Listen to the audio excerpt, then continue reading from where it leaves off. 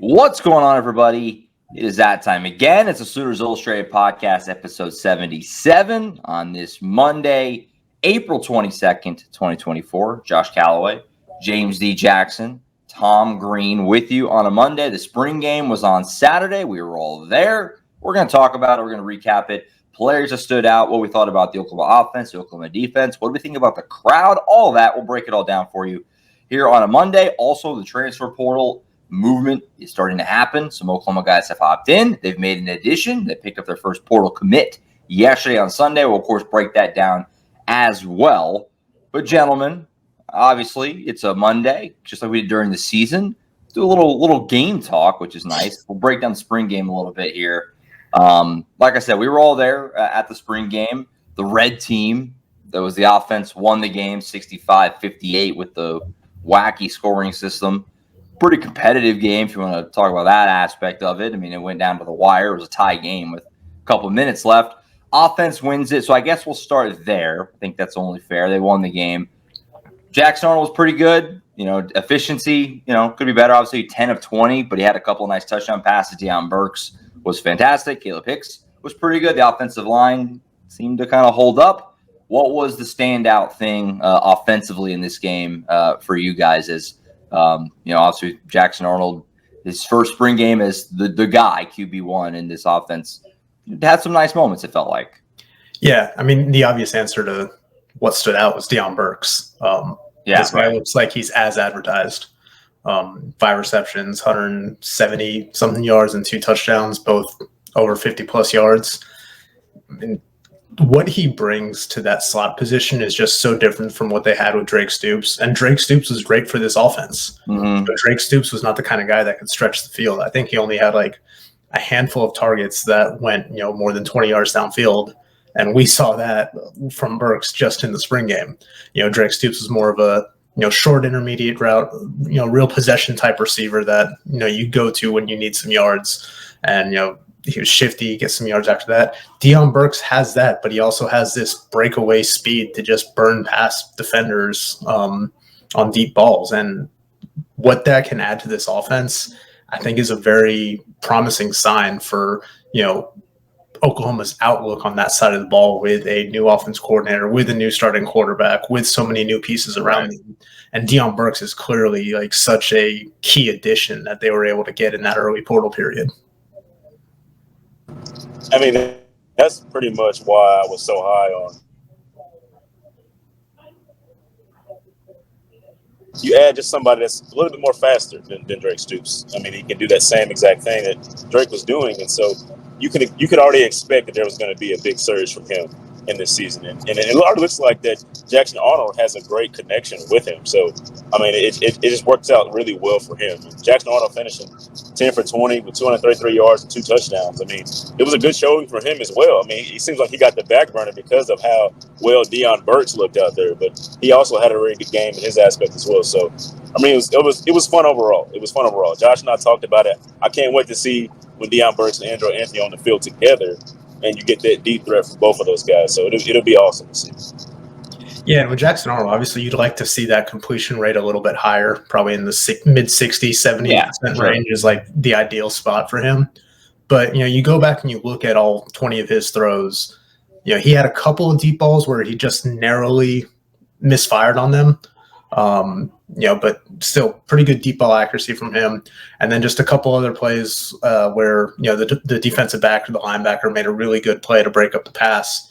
And, really just going back, there's maybe only 1 or 2 like head scratching throws from him that you're like, okay, that was just a bad pass. And, some of those throwaways, maybe they're different in a live game situation where, he can actually evade, put a little more effort to evading the defenders because, he's going to get hit or, not take a sack or whatever that may be.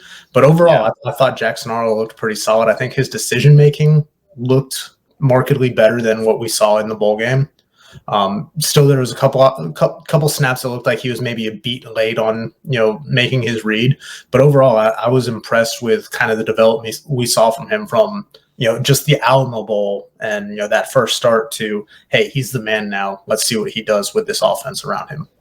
No turnovers, right? Yeah. I mean, that was probably the, it's it's the thing I talk about. We've said it every time, and I said it with James in the recap. Obviously, every good thing is bad. Every bad thing is good. You're kind of leaving that game probably if you're an OU fan saying, defense didn't force any turnovers, but the flip side of that coin, Jackson Arnold didn't turn the ball over. Obviously, after the Alamo Bowl, which was really the biggest knock on him, obviously he threw for over 300 yards and they scored points, but he kept turning the ball over. And so you get through, it's a spring game, it is what it is, but didn't have any interceptions, didn't fumble the ball, nothing like that. So that's great to see. As far as the Burks thing goes, we talked about it all camp. He was a standout. He looked great in practice every time. Whenever we talked to other guys, they would all rave about him. And so for him to follow that up with, 5 catches for 170 plus yards and a couple of tutties, the first one on that first drive, just a bomb down the middle of the field, like you can't ask for anything more than that. For him to step right in. I wrote about this yesterday in Field Vision. He's just a perfect fit all the way around. Like everything, obviously he's just a good player, obviously, but then, his personality fits right in. We talked to him 3 separate times this spring, the newcomer day, during camp, and then after the game. And just he deflects a lot of the credit to his teammate. He's perfect. He's a perfect culture fit. And you're not going to replace Drake Stoops 1-for-1 with everything that Stoops brings off the field, right? His value is so much more than what he is on the field. And obviously he's a very good player on the field, but they did a really good job. You slide him in with the new dynamic he brings, like you were talking about, Tom. He's been great. Just a perfect fit all around. And, we talked about that all camp. And then for him to come out and do that, he was the MVP of spring camp from start to finish, really. Yeah. Just really impressive. And a lot of people nationally are taking notice of him. And there's a lot of buzz and hype around what he could do this coming season. That's going to be fun to watch as the year goes on. Yeah, I think we all thought that he was going to be a really good pickup for this team when they got him, just because his production at Purdue. And I think for me personally, at least, the big question I had for him is just looking at his numbers. He didn't have the kind of catch rate that Drake had. Drake was caught 75-76% of his targets last season, where Burks was down closer in the mid 50s, I believe, maybe even close to 60. Yeah. You're like, okay, but Drake was such a sure-handed guy. If you needed 6-7 yards, hey, that's who they went to last season. That's why he led them in targets, led them in receptions, all that stuff. What we saw from Deion Burks erased that question for me. I think some of it is just the situation he was in at Purdue, not playing with as good of a quarterback or in as good of an offense. Sure. So, probably not getting as many accurate balls to him. But everybody we spoke to this spring, they're like, yeah, if it's 4th and 6, 4th and 7, he's the guy that we know that is going to make that play. Yeah, it's not just us that saw it either. I've been talking to recruits, trying to get their recaps of the spring game, trying to figure out how they feel about it. And 2 guys have already said, "Hey, the Deion Burks guy looks really, really good." So, right. That they've already seen it as well. So, he's catching everybody's attention. So, just can't say enough about him at this point in time. Yeah, he was great. A guy that I loved all spring was Caleb Hicks. We talked about him a few times. We'll get into the Javonte Barnes aspect of it, I think, in a second. But Caleb Hicks was great. He led the team in rushing, had a nice touchdown run on the second drive of the game. Burks had the first touchdown. Hicks had the second where he just broke through the line. He's just a beast. And from the moment he got there, and obviously he's gotten bigger and stronger. You go through Schmitty and the season and everything. But I remember being struck last spring when he got here, dang, that's a early freshman. That guy looks the part. And he looked great. Him toting that pill. Him broken through the line for that touchdown. Like I said, he juked Jaden Hardy out of his shoes in the second quarter. Right now, if you're handicapping who's going to be the number 2 running back, how could you not favor Hicks after Javonte Barnes was a healthy scratch in the spring game, which is nutty. There's more to that than we know. Brent Venables talked about it post game that they just wanted to get other guys looks. He didn't really have a good reason for why Javonte Barnes just didn't play literally at all in the spring game. So you compare that. Gavin Sawchuk's your guy. You weren't going to run him a lot in the spring game. You know what you have at Gavin Sawchuk. There's no need to put extra tread on the tires there. But Caleb Hicks looked the part. I think he's clearly your number 2 running back, at least right now. And we'll see over the summer and fall camp, and that could change. But if you're making me pick one, I don't know how I could pick anybody but Caleb Hicks, who followed up kind of like Burks to a slightly lesser degree, followed up what was a good camp for him with a good spring game. So that's exciting if you're an OU fan. Yeah, I thought Caleb Hicks looked great. Yeah, I think on that touchdown run, like he had Jaren Kanak just like completely turn around, just broke to the outside and had him looping around, making a misplay there. But yeah, no, Caleb Hicks, I think at this point, like you said, kind of has to be the front runner for that number 2 guy. Like, want to know what's up with Javonte Barnes? Like, seriously, what the heck? The way Brent Venables answered that question was just kind of odd. It's like, okay, like if his foot's still giving him some problems, like that's a whole separate issue. If he's just getting passed up on the depth chart. I mean, you had 6 running backs touch the ball on Saturday, and not one of them was Javonte Barnes, who, when we spoke to earlier this spring, said he's feeling explosive again. His foot's feeling great. He's healthy as he's been since his freshman year. And you would think that a guy who didn't get many opportunities last season because of those injuries, you would want to get him some live bullets in the spring game. But Brent Venables said he's had a very good spring, and they just want to get some other guys some opportunities. Still a little bit of a head scratch for me, but I liked Caleb Hicks. I liked what we saw from Sam Franklin. I think he could be a nice complementary piece to that room. Sure. But yeah, it's really an interesting situation, that running back room, to kind of monitor as we head into the fall. I mean, no disrespect to Chapman McCown. He had the game-winning touchdown in this game. But you're giving Chapman McCown carries. Javonte Barnes can't get a carry?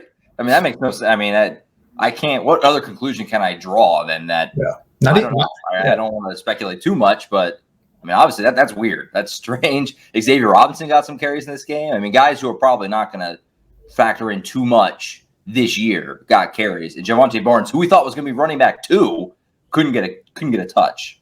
Not even a touch. He did not touch the field. Right. Wasn't even out there at all. Not even a carry. Like there was a point I think it was the second quarter, I was like looking for him on the sideline. He's there like with his helmet, like standing like pretty much on the line of scrimmage, looking like he's ready to check in, and just never got his number called.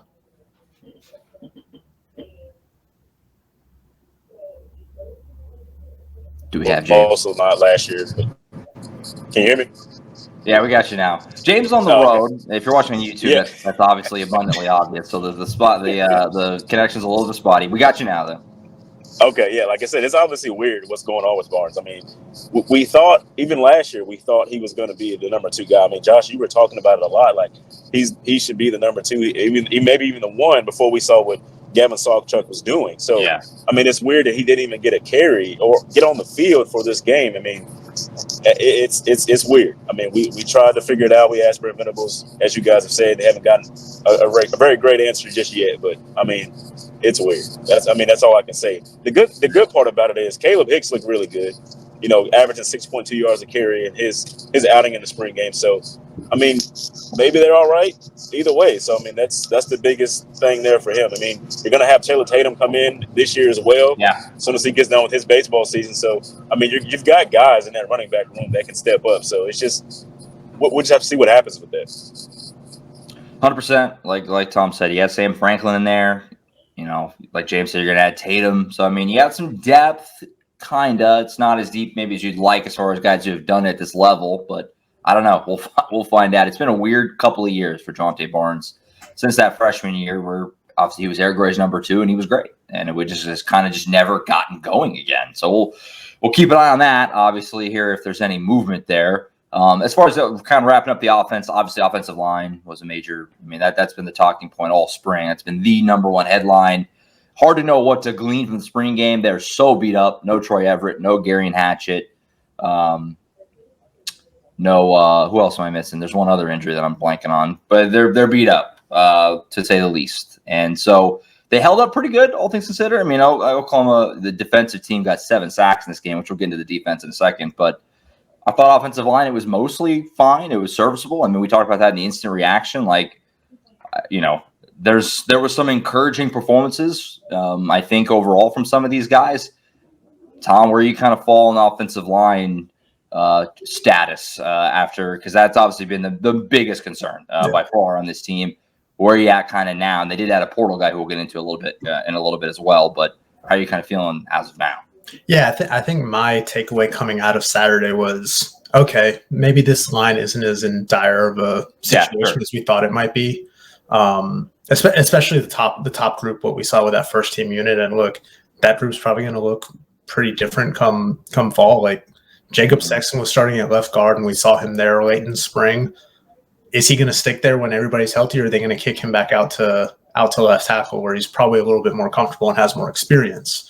But one guy who was really impressive was Josh Bates. Brent Venables went out of his way to single him out post game, just like how far he's come, not just since last spring, but since last fall. I mean, he only saw 4 snaps as a true freshman in that season opener against Arkansas State, but he was struggling with the snaps, struggling adjusting to this position that he hadn't played since his sophomore year of high school. He looked good out there on Saturday. And, we'll talk kind of about his, long-term status with that line when we get into the transfer portal stuff here in a bit. But I think they were, his development is coming along a little bit better than we probably thought it was maybe a few weeks ago. And I think that's good for the depth of this line, even if, he doesn't end up being the starting center for them come the season, especially like you need him to be able to be ready to go, especially after Troy Everett went down. Like, he's going to be out until at least the middle of fall camp, maybe longer. We don't know what that timeline is going to look like precisely. But I think that you have to feel a lot better about where that center position in particular is coming out of the spring. And, one other guy that I was really impressed with all spring was Febechi Wewu. He looks like a mauler out there. That's what they need at that right guard spot. But yeah, I think the offensive line was a pleasant surprise, especially with that first group.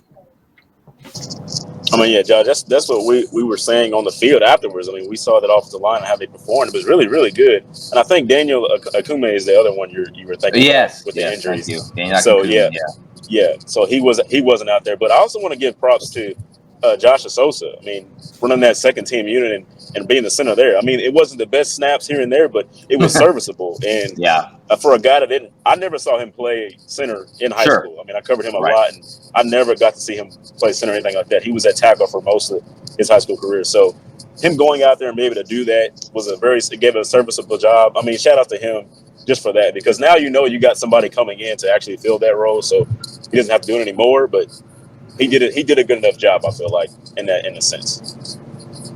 For sure. Yeah, I mean, like you guys both said, you feel a little bit better about it. And they added a portal guy that we'll talk about in just a little bit. So we'll see how hopefully they can get healthier. Obviously, the offense in general is really beat up. You're missing Farouk and Nick Anderson, and Brennan Thompson missed this game. Angelo Anthony's still hurt.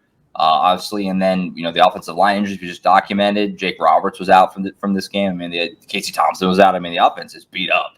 So hopefully, get some of these guys healthy and get back to it. But overall, I mean, there was a lot of thought. We talked about a few times that the word out of camp and in those scrimmages that they've had was the defense is just whipping the offense. And so for them to come out and play pretty well, got to a great first 3 drives went right down the field.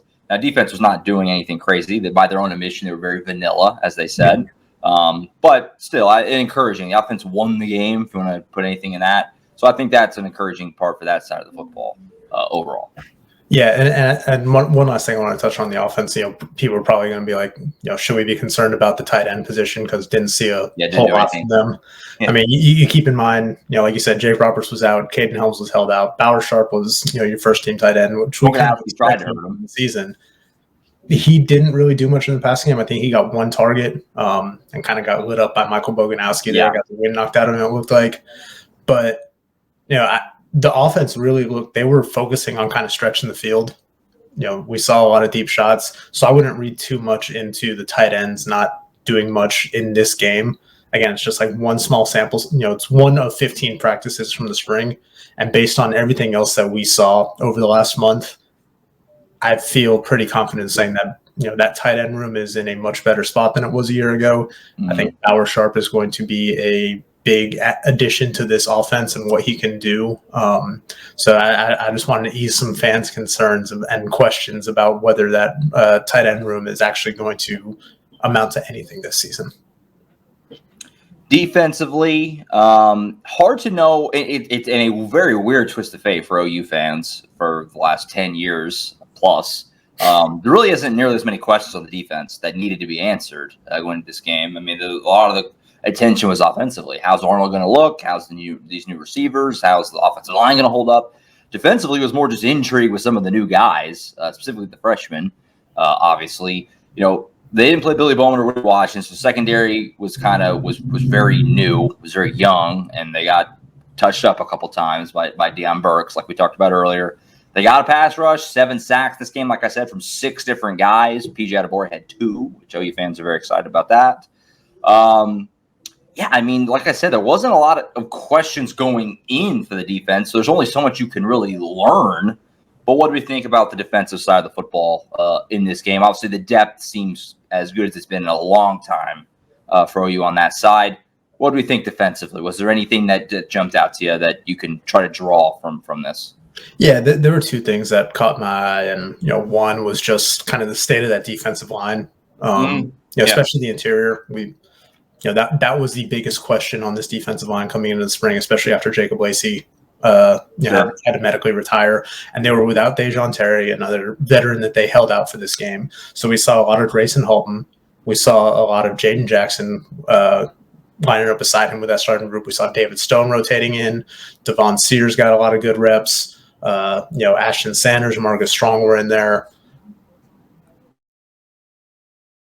Grayson Halton and the freshman in particular, and Devon Sears. I mean, he's a guy that he was voted their most improved interior defensive lineman this offseason. So I think that says something about a 6-year guy who didn't really contribute much last season as a transfer into this program. That you might be able to lean on him a little bit more to get some quality reps.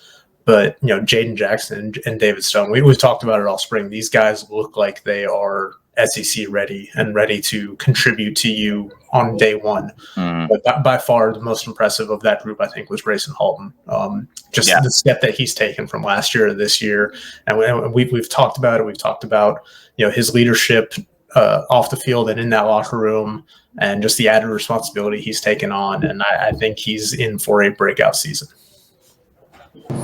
Yeah, I mean, it's as I said after the game. I mean, Michael Boganowski seems like he's going to be a hard-hitting guy. So it's going to be very helpful for the OU defense. You add somebody like that maybe teams have to fear a little bit, somebody that's going to really hit them really hard. So it was good to see that, not really against your own teammates. Take it easy, guys. Good for him.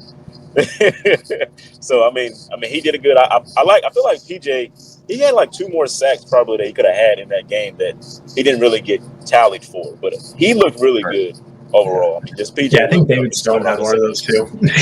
Yeah. He did. I don't know if Stone got credited for one, but I mean, he did it well too. So, I mean, that's pretty much what I take from that defense. As you said, there was a lot of guys out, but we know that there's veteranship, there's experience on that defensive side. So we really didn't have to worry too much about what the defense was going to look like just yet. It was more about the offense, as you guys said. So can't really complain too much about the defense this far. Yeah, I think the other thing that caught my eye was just kind of watching the linebacker rotation. Lewis Carter getting the start alongside Danny Stutzman. We saw that at times in practice when they were doing some 11-on-11, 7-on-7, whatever drills it was we saw. But Lewis Carter getting a lot of first team reps this spring. His stock has been on the rise. He's another one of those guys that has just been the talk of spring camp. And just the overall depth in that room now looks a lot better. We talked about it a little bit last season, but still, like, Danny Stutzman's snap count was way up there, even when he missed a game and a half. Yeah. But look, you're still going to want Danny Stutzman on the field as much as you can. But the development of guys like Lewis Carter, Kip Lewis keeps coming along. Kobe McKenzie, Samuel Masigo and Dasan McCullough being able to rotate in there at the interior linebacker spots. That room looks like it's in a lot better shape than it was a year ago, when you already knew that you had Danny Stutzman returning as kind of like the pillar of that spot. Right. No, yeah. I mean, the linebacker depth rocks. It's the best it's been in a long time. You're bringing everybody back from last year, currently, and you added freshman James Nesta in there. And yeah, I mean, those who have kept up with me for a while, going back to my old job, knows that I love Lewis Carter. I've been on that train for a while. He just continues to develop and develop. Like Tom said, he's been one of the big buzz names of spring. Sammy Osigo. They both had 4 tackles in this game. Boganowski was your high man with 6, but then you mix in what we've seen from Kip Lewis, and I still like Cody McKenzie. We'll see if he can factor in there somewhat. It feels like he's kind of fallen a little bit into like a wrinkle of like Kip Lewis in his class kind of has been the guy, and then those guys behind him, the younger ones with Lewis Carter and Omasigo, have kind of started to close that gap on him. But I still think he's a really good player. It's just a matter of can he work his way into a role. But yeah, that linebacker room is awesome. And then, like I said, they got 7 sacks in this game.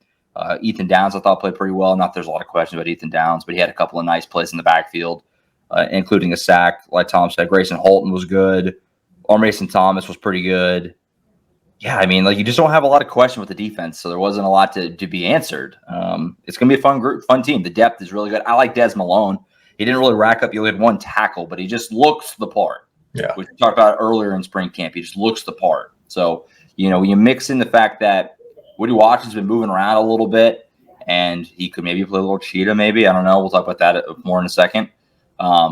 Having Des Malone out there that you feel like could maybe be a guy who can play a lot of snaps for you at one of those corner spots is huge for how much flexibility you have. So we'll continue to keep an eye on him. But I thought he looked the part as well in this thing. So overall, though, I mean, defensively, a lot of depth. I mean, that's the main theme of the spring is that you can go 2-3 deep at pretty much everywhere around and still feel okay about who you put out there, which is just obviously it's what you have to do to build this thing up and get it where it needs to be. It's what you have to do. So pretty good stuff defensively.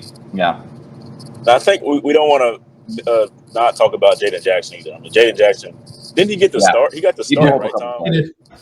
He got the start. I mean, he had 4 tackles. I mean, he had a really good game as well. So don't want to disrespect him and do a disservice to him. He did really good out there as well. So really like what we've seen out of the 2 freshmen, defensive tackles, David Stone and Jaden Jackson. I mean, those guys coming in this early and already being productive on that defensive line was something that was really good to see. It's very positive because we've heard so much coming out of camp.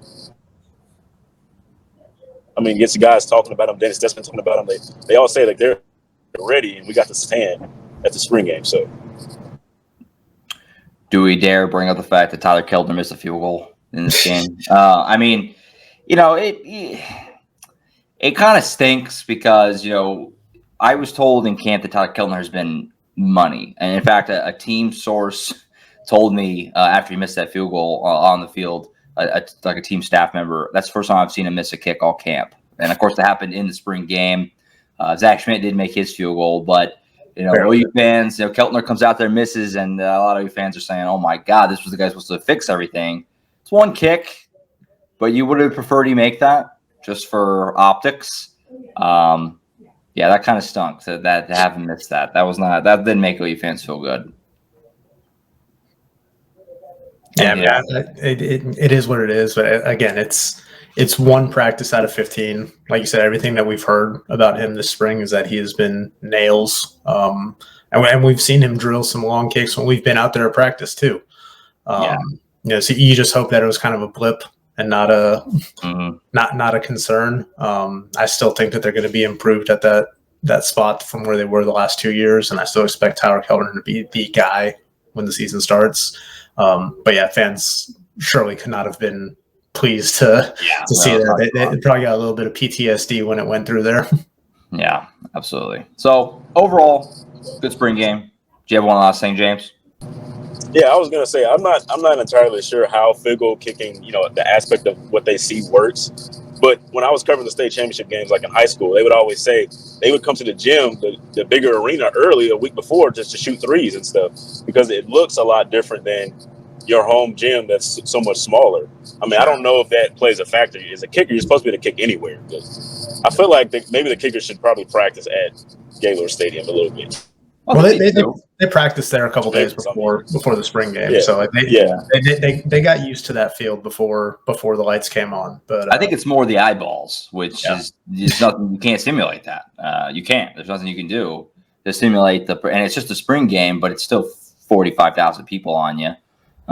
That's the part I think is hard to simulate. That's what's gotten Zach Schmidt, because for the last 2 years, all we've heard is Zach Schmidt is money in practice, and it hasn't translated to the games, because in the games you have 80, 90,000 people wanting, like, living and dying with what you do, and it's a totally different ballgame. That was the last thing I wanted to bring up before we get to a little bit of portal stuff to wrap up. The crowd. Obviously, a lot's made about the crowd. That's a big talking point. It's always crowd. What's the crowd going to be like?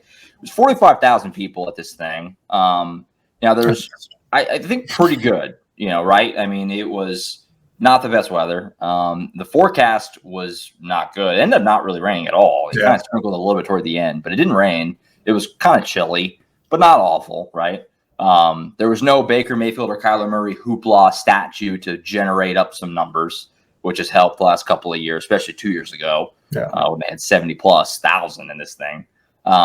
But overall, I thought it was a good showing crowd-wise. Want to make sure I brought that up. I mean, the kick time moved, and the forecast was gloomy. There was no extra incentive. I mean, there was a lot of reasons for people to kind of like, not this year. I mean, it's a practice. It's a scrimmage at the end of the day. Good turnout, though, and they've already reaped the benefits of it recruiting-wise. They already picked up a portal ad and a high school commit over just the last day since the spring game. So they've reaped the benefits already, but what do we think of the crowd? I mean, a pretty good turnout, pretty good atmosphere, all things considered, I think.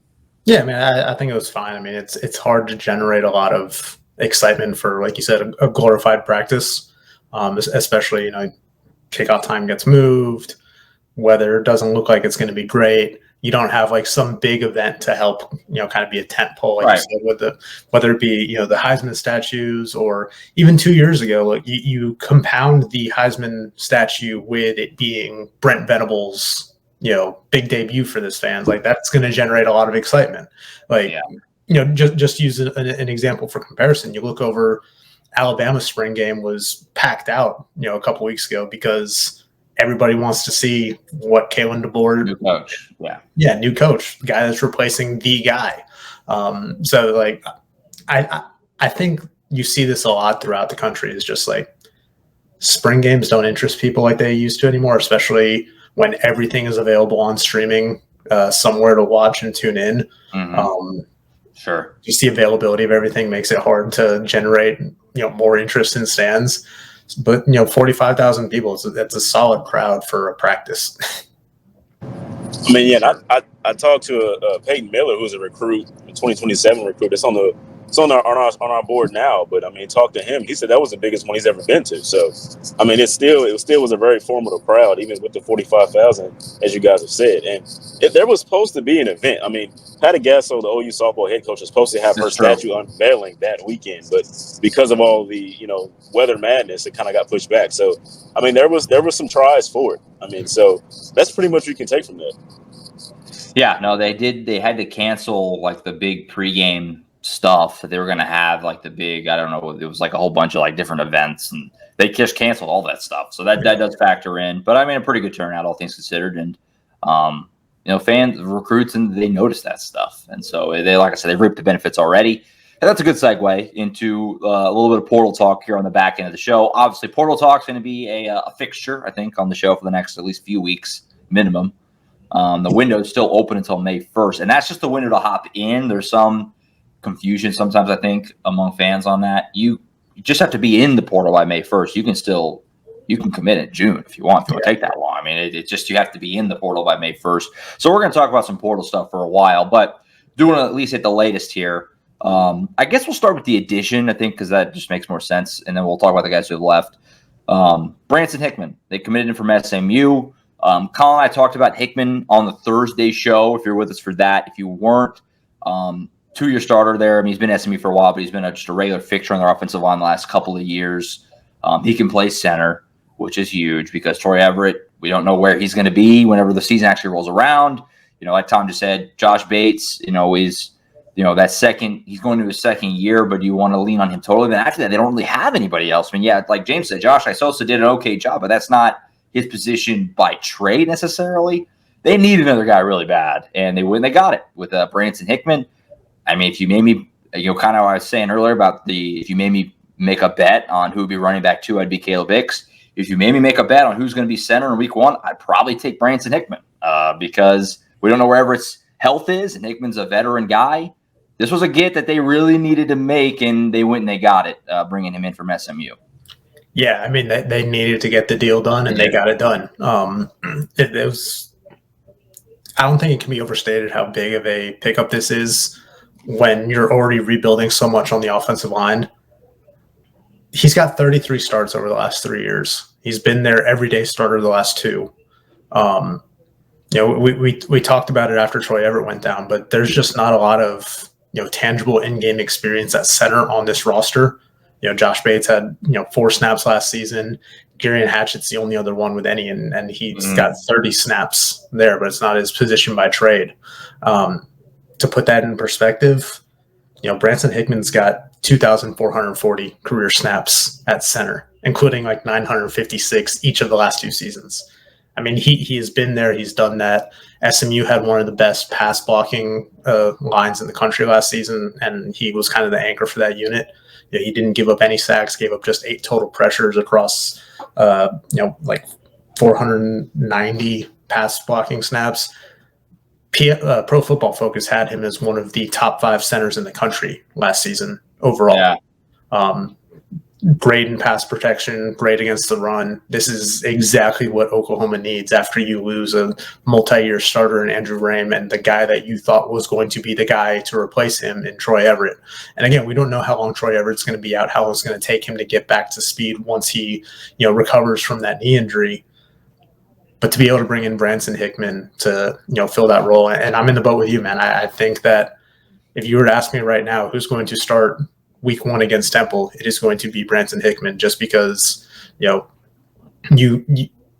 experience, especially on the offensive line and at a position like center where you are the only person on the team who is touching the ball on every snap. Not even the quarterback is doing that necessarily, if you're, doing a wildcat or whatever, but he is the guy on the offense that is touching the ball on every single play. And to bring in a guy with that much experience is huge. Yeah, I mean, as soon as we saw him get in the portal, I mean, he was highly ranked on our 24/7 Sports rankings for just transfers and things like that. Yeah. So it's just like it fell right into place for OU. I mean, you kind of have your center go out, and you get a guy like that in the portal who had interest in OU, obviously. So I mean, it just fell right into place for them. And he's experienced, as you guys have said. He's a guy that's going to be really good for them. And now, at least like Troy Everett, he can like kind of. He doesn't have to rush back so much. He can take his time with this injury and figure and feel things out. So it just felt like it fell in place for OU in this situation. Yeah, and I mean, he's been in the portal for a while now. But I mean, I think we had him as the number 11 overall interior lineman. Between the winter portal window and the current window, he was the second best guy available. Right now.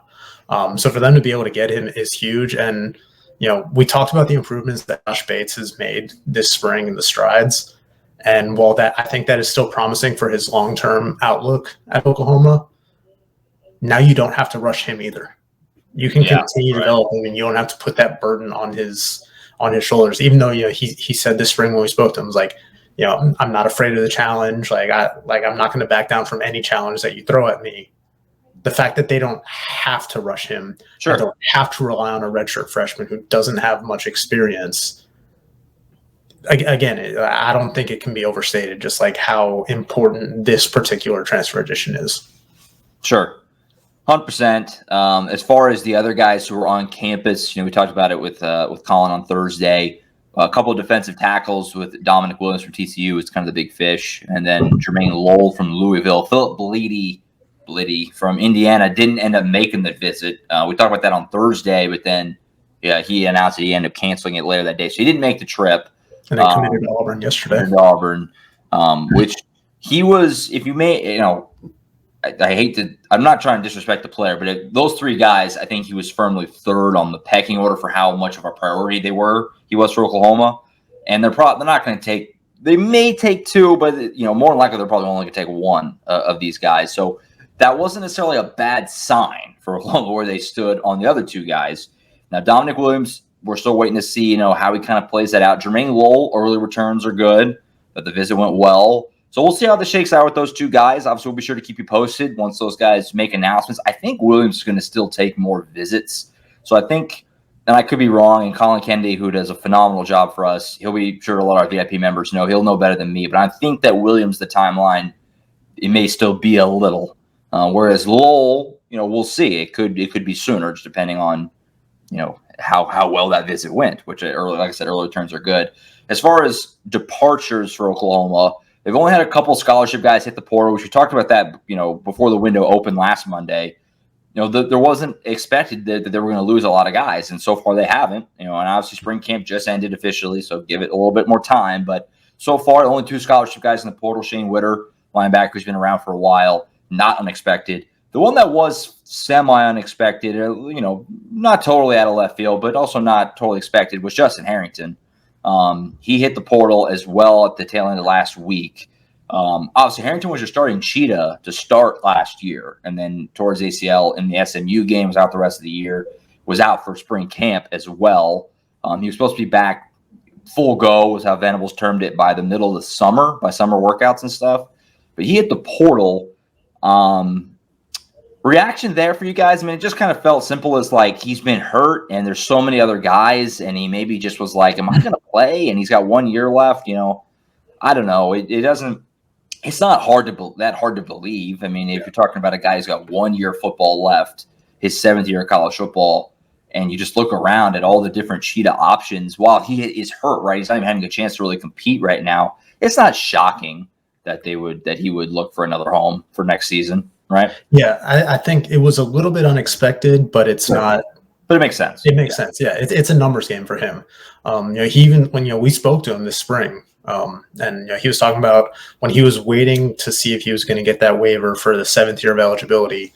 Like he didn't know what was going to happen. Like whether he needed to obviously focusing on his rehab the whole time, but he's like, okay, do I need to start prepping for the draft right now, try to do that, or like how long do I have to wait to see if I get this 7th year? And then he got it, and look, he's a guy that Brent Venables was excited about when they got that 7th year. Like that was the first thing he basically came out and said to us in his pre-spring press conference is like they just got that news, and was really excited about getting Justin Harrington back because he was a standout last fall camp. Earned that starting job at Cheetah, was a captain going into the season opener. And even when we spoke to him last month, he was talking about, my goal is like, I want this room because, even though he's a cheetah, he's more, safety by trade, is like, I want the Jim Thorpe Award to come from this room, whether it's Billy Bowman, whether it's him, whether it's, Peyton Bowen, Robert Spears Jennings. He thought that room was just so talented that, someone in there needed to win that award. Yeah. And he wanted, he obviously wanted to show that he can do it. But also like, this is a guy 1 year left, wants to keep playing at the next level and thinks he has what it takes to play in the NFL. And if he's not going to be able to see the field because, still recovering from the ACL, expected back sometime this summer, but you talk about the options that you have at Cheetah, with Kendall Dolby, with Deshaun McCullough there, with Peyton Bowen able to play there, with Samuel Masigo able to play there.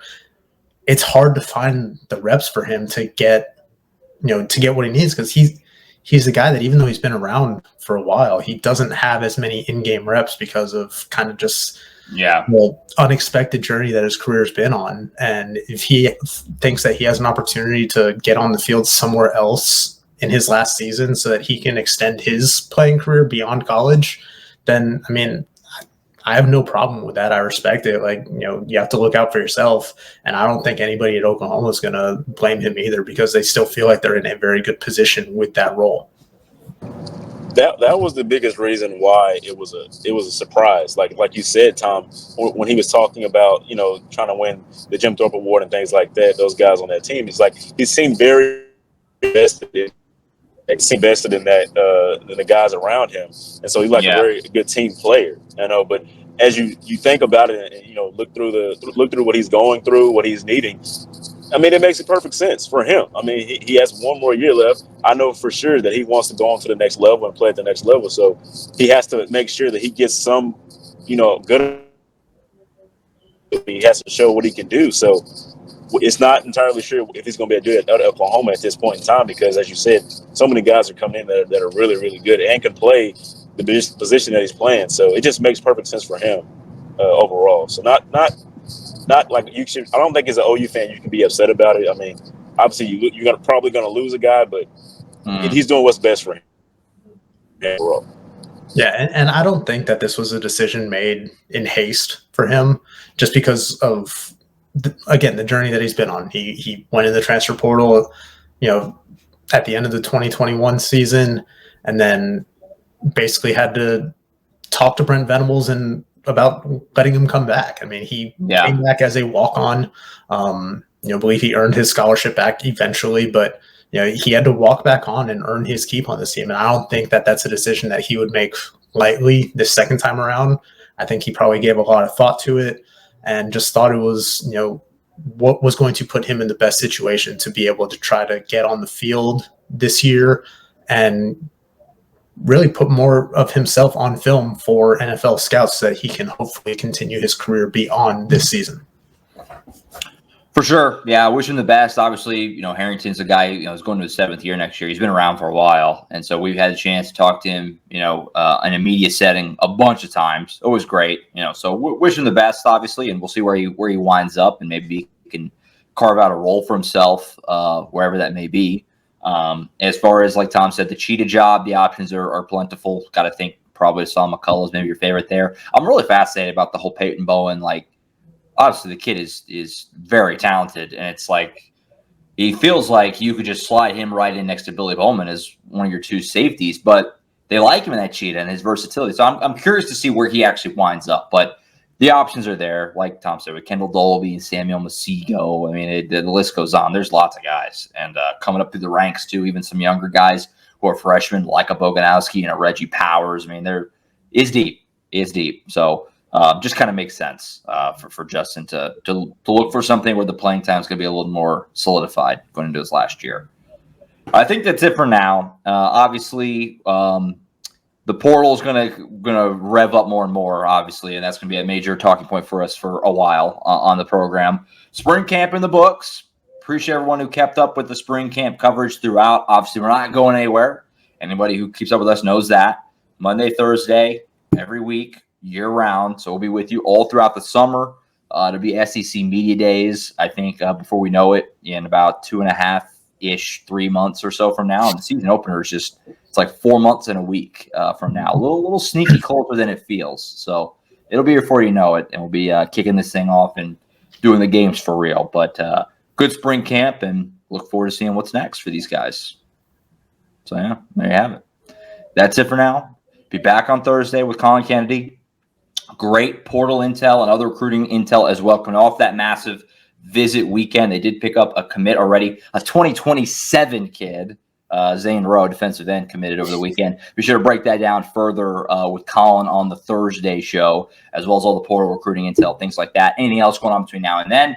3 of us will be back next Monday for, again, all the latest portal stuff. The Diamond Sports are revving up. We're getting to the really fun part of the year for both OU softball and baseball.